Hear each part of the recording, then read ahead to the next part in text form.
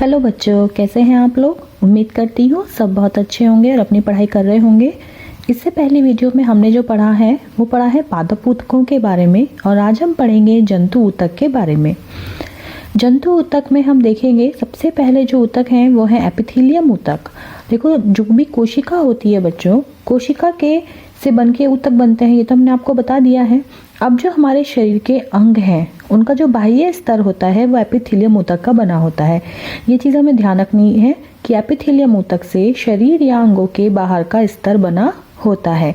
इसके अलावा जो गुहा होती हैं वहाँ उसकी जो अंदर की लेयर होती है वो एपिथेलियम ऊतक की बनी होती है। जैसे खोखले अंग, जैसे मुख गुहा मतलब हमारे जो मुख होता है, मुंह खोलते हैं तो जो होती है वो मुख गुहा कहलाती है। हमारी आमाशय, आंत, श्वास नली, फेफड़े, रक्त नलिकाएं आदि, इन सब की जो भीतरी सतह होती है वो भी ऊतक की बनी हुई होती है।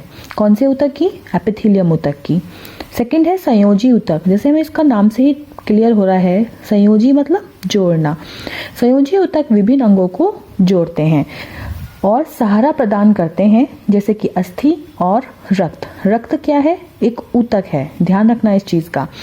चलिए आगे देखते हैं।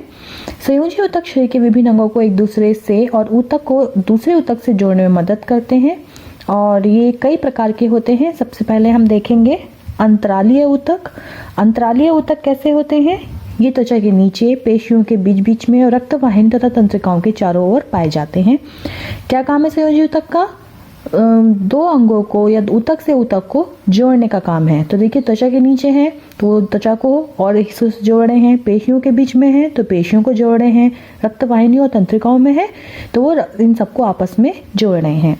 अस्थि तथा उपास्थि, ये क्वेश्चन आता है कि अस्थि और उपास्थि में अंतर बताइए। तो अस्थि तथा उपास्थि क्या होते हैं? अस्थि सबसे कठोर होती है।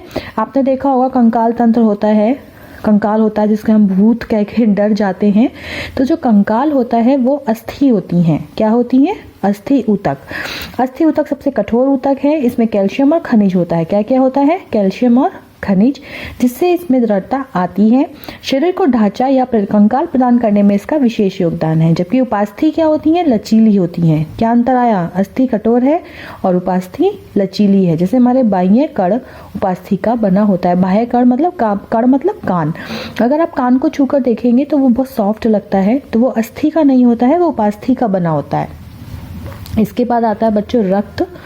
रक्त जो होता है वो भी एक ऊतक है और ये तरल अवस्था में होता है, इसलिए इसको हम तरल संयोजी ऊतक कहते हैं। तो ये क्वेश्चन भी आता है कि रक्त क्या है? तरल संयोजी ऊतक है। रक्त का तरल भाग प्लाज्मा होता है। क्या कहते हैं इसको हम? प्लाज्मा। इसमें 3 प्रकार की कणिकाएं पाई जाती हैं, लाल रक्त कणिका, श्वेत रक्त कणिका और प्लेटलेट्स। इसके बारे में आप डिटेल में जब रक्त का चैप्टर आएगा उसमें पढ़ेंगे। फिर आता है थर्ड नंबर पर पेशी ऊतक। पेशी ऊतक में पेशियां होती हैं, मांसपेशियां जिसको हम बोलते हैं, जैसे कि हमारे हाथ में होती हैं और हमारे पैरों में होती हैं, ये सब मांसपेशियां होती हैं। तो वो पेशी ऊतक की बनी होती हैं और हमारे अंगों को गति प्रदान करती हैं। अब ये हमारा हाथ है, हम ये चला पा रहे हैं अपने हाथ को, तो इनमें पेशियां ही तो हैं। मतलब यहाँ तो बोन्स भी हैं, बट ऊपर जो हमारे हाथ में होती हैं, एल्बो के ऊपर, कोहनी के ऊपर, वो मांसपेशियां होती हैं जिससे हम अपने अंगों को गति प्रदान कर पाते हैं। कुछ पेशियां हमारी इच्छा से काम करती हैं, जैसे कि कौन कौन सी हैं बताइए। आप मुझे कमेंट करके बताइएगा कौन कौन सी हैं पेशियां जो हमारी इच्छा, हम चाहेंगे तो वो काम करेंगी, हम चाहेंगे तो वो काम नहीं करेंगी। चलिए मैं एक एग्जांपल दे देती हूँ। जैसे भी मैंने पेंसिल पकड़ा हुआ है तो मेरे इच्छा है तो ये मैंने पेंसिल पकड़ी है, नहीं इच्छा है तो मैंने छोड़ दी है। तो ये मेरी इच्छा पर डिपेंड करता है। जैसे पैर की पेशियां हैं, हाथ की पेशियां हैं, ये सब ऐच्छिक पेशियां कहलाती है। और ऐच्छिक पेशियां जो होती हैं वो रेखित होती हैं। रेखित का मतलब यहाँ पर देखिए इसके डायग्राम में ये रेखा सी बनी हुई है, ठीक है ना। तो ये रेखित पेशियां होती हैं और ऐच्छिक होती हैं। दूसरी पेशियां होती हैं बच्चों अनैच्छिक पेशियां, और ये अरेखित होती हैं। अरेखित मतलब ये इसमें रेखा नहीं होती है, ठीक है। आहार नाल में भोजन का खिसकना मतलब जब हम भोजन खाते हैं तो हमने वो अंदर कर लिया, लेकिन अंदर जाके वो पेट में जा रहा है, कहाँ वो जा रहा है ये तो हमें नहीं पता होता, ना हमारी इच्छा पर डिपेंड करता है वो, तो वो अपने आप ही अपना काम करता है, उसमें हमारा कोई भी योगदान नहीं है। अथवा इसके अलावा हमारा जो रक्त है वो हमारी सब नलिकाओं में सब जगह फैल जाता है, ये भी हमारी इच्छा पर डिपेंड नहीं करता है।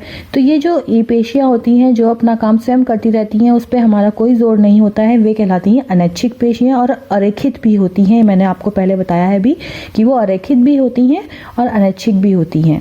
ठीक है, तो ये डिफरेंस भी आता है कि ऐच्छिक पेशी और अनैच्छिक पेशी में अंतर बताइए। इसके बाद आता है हृदय की पेशियाँ। हृदय की पेशियाँ में थोड़ा सा डिफरेंस है।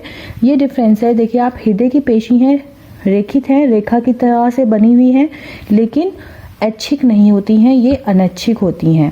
मतलब जो इनकी कार्य रचना है, रचना तो ऐच्छिक की तरह होती है, रेखित होती है, लेकिन जो इनका कार्य है वो अनैच्छिक होता है। वो हमारे ऊपर डिपेंड नहीं करता। हम चाहेंगे तो ऐसा नहीं है कि हमारा हृदय काम करना बंद कर देगा।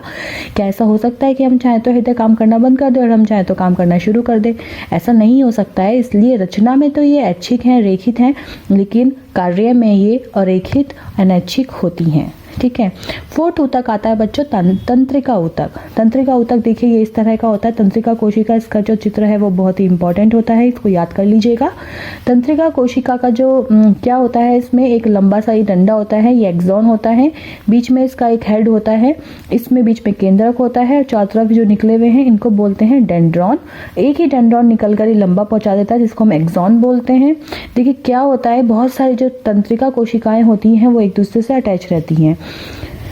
चलिए इसको हम देख लेते हैं। विभिन्न प्रकार के उद्दीपन। उद्दीपन मतलब जैसे हमारा हाथ जल गया, यहाँ पे कुछ गर्म रखा है, इसको हमने छुआ, हमें पता लगा अरे ये गर्म है, हाथ हटा लो, तो हमें कहाँ से संकेत प्राप्त हो रहा है, हमें कैसे पता लग रहा है कि ये गर्म है? तो जो विभिन्न प्रकार के उद्दीपन है वो हमारे एक भाग से दूसरे भाग तक पहुँचते हैं तंत्रिका ऊतक के द्वारा। कि तंत्रिका जो कोशिकाएं होती हैं, जो ऊतक होते हैं, हमारे पूरे शरीर में फैले होते हैं और हमें कहीं भी कुछ भी होता है तो वो एकदम सूचना हमारे मस्तिष्क तक पहुंचा देते हैं। तंत्रिका ऊतक तंत्रिका कोशिकाओं से मिलकर बना होता है, जिन्हें हम न्यूरॉन भी कहते हैं। तंत्रिका कोशिका को हम न्यूरॉन भी कहते हैं। प्रत्येक न्यूरॉन का मुख्य भाग तंत्रिकाएं होता है, ये वाला, और तंत्रिकाएं में अनेक धागे जैसी रचनाएं होती हैं जिन्हें हम डेंड्रॉन कहते हैं, ये जो मैंने अभी आपको बताया। तंत्रिका का एक प्रवर्ध मोटा और शाखान्वित होता है, तंत्रिकाक्ष या एक्सॉन कहते हैं, ये वाला एक्सॉन आ गया। तंत्रिका में एक स्पष्ट केंद्रक होता है, सेंटर में। एक कोशिका का तंत्रिकाक्ष दूसरी कोशिका के डेंड्रॉन के संपर्क में रहता है। मतलब एक कोशिका का एक्सॉन है और दूसरी कोशिका का ये डेंड्रॉन है, मतलब ये दूसरी कोशिका के डेंड्रॉन से कनेक्ट रहेगा और इस तरह से लंबी संरचना बनती चली जाएगी और ये पूरी ही शरीर में हमारे रहता है। ठीक है, मस्तिष्क और रीढ़ रज्जु भी तंत्रिका ऊतकों के बने हुए होते हैं। कौन कौन से?